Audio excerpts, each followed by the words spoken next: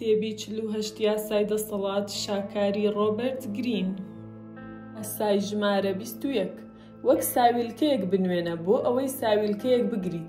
لە نیشانەکەت دەبەنگتر بنوێنە. کەس حەز ناکات هەست بکات لە کەسەکەی تر دەبەنگترە. بۆیە فێڵەکە ئەوەیە کەوا لە قوربانیەکەت بکەیت هەست بکەن زیرەکن. نەک تەنیا زیرەکیش بەڵکو زیرەکتر لە تۆ. هەر کە قەنەعەتیان بەمە کرد ئەوە قەت گومانی ئەوە ناکەن کە تۆ ئەنگیزەی شاراوت هەیە. یاسای ژمارە 22.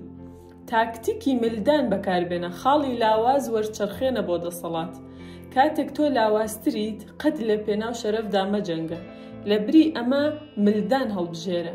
ملدان کاتت پێ دەدات بۆ هەڵسانەوە و کاتت دەداتێ بۆ ئەشکەنجەدان و هەراسانکردنی نەیارە براوەکەت. کات بۆ چاوەڕێبوون تا دەسەڵاتەکەی کەس دەبێت. شادی شەڕکردن و شکست پێهێنانی تۆی پێمەبەخشە.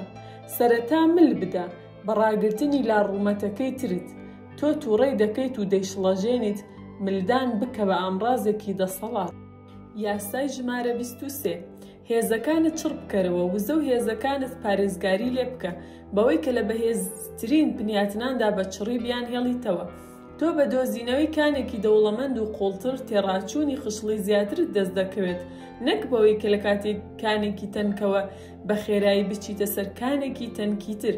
هەموو کاتێک چڕی شکست بە فراوانی دێنێت. کاتێک تۆ بۆ سەرچاوەکانی دەسەڵات دەگەڕێت بۆ ئەوەی بەرزت بکاتەوە یەک پاڵ پشتی سەرەکی بدۆزەرەوە. ئەو مانگا قڵەوەی کە بۆ ماوەیەکی درێژ شیرت دەداتێ. یاسای ژمارە 24. ڕۆڵی دەربارێکی پێرفێکت ببینە. دەرباری پێرفێکت کەسێکە لە جیهاندا گەشە دەکات کە تێیدا هەموو شتێک لە دەوری دەسەڵات و کارزانی سیاسی دەسوڕێتەوە. ئەو لە هونەری ناڕاستەوخۆبووندا ئەسپی خۆی تاوداوە.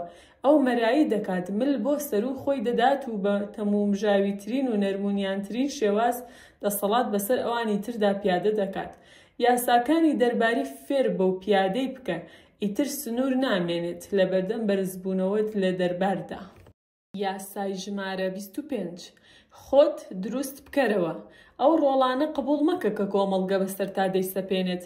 لە ڕێگەی خستنەڕووی شوناسێکی نوێ خۆت دروست بکەرەوە. شوناسێک کە سەرنج ڕادەکێشێت و قەت دەوروبەر بێزار ناکات. گەورەی وێنەی خۆت بە. نەک ئەوەی لێ بگەڕیت ئەوانی تر بۆتی پێناسە بکەن. ئامڕازی دراماتیکی بخەرە ناو ئاماژە و کردارە گشتیەکانت. دەسەڵات زیاد دەبێت و کارەکتەرت مەزن دەردەکەوێت. یاسای ژمارە 26. دەستەکانت بە پاکی بهێڵەرەوە. دەبێت تۆ نمونەی مەدەنیبوون و کارابوون دیار بیت. دەستەکانت قەت بە هەڵەکان و کردارە دزێوەکان خۆڵاوی نابن. لە ڕێگەی بەکارهێنانی ئەوانی تر وەکو بەردەباز و چنگی پشیلە بۆ داپۆشینی تێوەگلانت. ڕواڵەتێکی وەها بێلەکە بگرە خۆت. یاسای 27. یاری بکە بە پێویستی خەڵک بۆ باوەڕهێنان. بۆ دروستکردنی هاوشێوەی شوێنکەوتوانی دینی. خەڵکی ئارەزوویەکی کاریگەریان هەیە بۆ باوەڕهێنان بە شتێک. ببە بە چەقەخاڵی ئەو ئارەزووە لە ڕێگەی خستنەڕووی دۆزێک. ئیمانێکی نوێ بۆ شوێنکەوتن. قسەکانت تەمومژاوی بەڵام پڕ بکە لە بەڵێن. جەخت لە تامەزرۆیی بکەرەوە لە بەرامبەر ئەقڵانیەت و بیرکردنەوەی ڕووندا. هەندێ سروش ببەخشەوە بە شوێنکەوتووە نوێەکانت بۆ جێبەجێکردن. داوایان لێ بکە لە بری تۆ هەندێک قوربانی بکەن. لە نەبوونی ئاینێکی ڕێکخرا و دۆزێکی مەزندا سیستەمی باوەڕی تۆ دەسەڵاتێکی بێوێنەت بۆ دێنێت.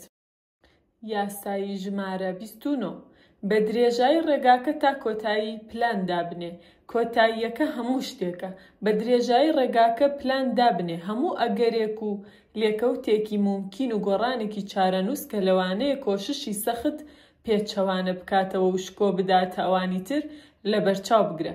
بە دانانی پلان بە درێژایی ڕێگاکە تۆ کارتێکراو نابیت بارودۆخەکان و دەزانی چ کاتێک بوەستیت. بەهێمنی چارەنووست ئاڕاستە بکە و یارمەتی دەربە لە بڕیاردان لە چارەنووس لە ڕێگەی بیرکردنەوەی لە پێشدا. یاسای 30. با دەستکەوتەکانت بێ هەوڵ و ماندووبوون دیار بن. دەبێ کردارەکانت سروشتی وەها دیار بن کە بە ئاسانی جێبەجێ دەبن. دەبێ هەموو ئەو ڕەنج و ماندووبوونەی کە لێیان سەرف دەکرێت و هەروەها ئەو هەموو فێڵە زیرەکانەی دەخرێتە گەڕ بۆیان بشاریتەوە. کاتێک تۆ هەنگاو دەنیت بێ ماندوێتی و هەوڵ هەنگاو بنێ. وەک بڵێ تۆ زیاترت لە باردایە. خۆت لەو فریوە لا بدە کە دەری بخەیت چەندێک سەرسەختانە هەوڵ دەدەیت و کارت ئەەکەیت. ئەمە تەنیا پرسیار دەوروژێنێت. فێڵ و پێچ و پەنایەکەت فێری کەس مەکە، ئەگینا لە دژی خۆت بەکاری دێننەوە.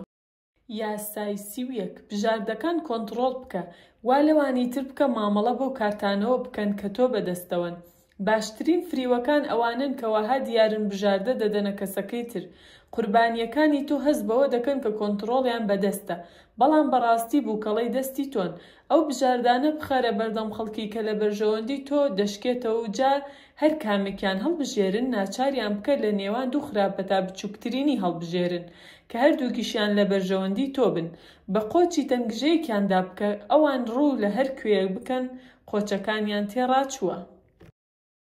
یاسای 32 بە گوێرەی فەنتازیەکانی خەڵک یاری بکە. ڕاستی زۆر جار لەبەر ئەوە خۆی لێلا دەدرێت کە دزێوە و ناخۆشە، قەدر و مەکەر حەقیقەت و واقع، مەگەر ئەوەی کە ئامادە بیت بۆ ئەو تووڕەی کە لە بەهۆشاتنەوە سەرچاوە دەگرێت. ژیان ئەوەندە سەخت و ناڕەحەتەکە ئەو خەڵکەی دەتوانێت ڕۆمانسێت بەرهەم بێنێت یان فەنتازیا بهێنێتە ئاراوە، وەکو پەڵە ئاوێکن لە بیاباندا، هەمووان لە دەوری خڕ دەبنەوە. دەسەڵاتی گەورە هەیە لە ختووکەدانی فەنتازیەکانی حەشامات. یاسای 33 خاڵی لاوازی کەسەکە بدۆزەرەوە.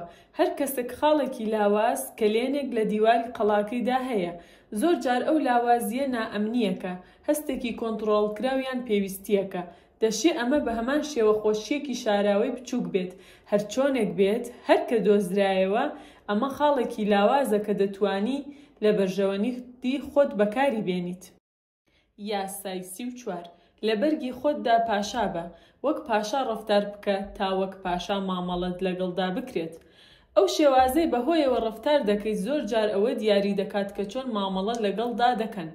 لە دوورمەودادا ئەگەر بەدڕەفتار یا ئاسایی دەرکەویت خەڵکی ڕێزت ناگرن، چونکە پاشا ڕێز لە خۆی دەگرێت و ئیلهام بەخشی هەمان هەستە لەوانی تردا. بە ڕەفتارکردنێکی شاهانە و بڕوابوون بە هێزەکانت خۆت دەبەستیتەوە بە چارەنووسی لەسەر نانی تاج. یاسای 35 وەستای کاتدانان بە، قەت وا دەرمەکەوە کە پەلەتە. پەلەکردن ناپاکی لە نەبوونی کۆنتڕۆڵ بەسەر خۆت و کاتدا دەکات. هەمیشە بە ئەقرە دیار بە، وەک بڵێ دەزانی دوجار هەموو شتێکت بۆ دێت. ببە بە سۆراخکەری کاتی گونجاو، بۆنی ڕۆحی کات بکە، واتە ئەو تەوژمانەی بەرەو دەسەڵات دەدوازنەوە فێر بە بکشیتە دواوە کات هێشتا نەیگەیشتووە و بە توندی لێ دەدەیت کاتێک بەری گرتووە.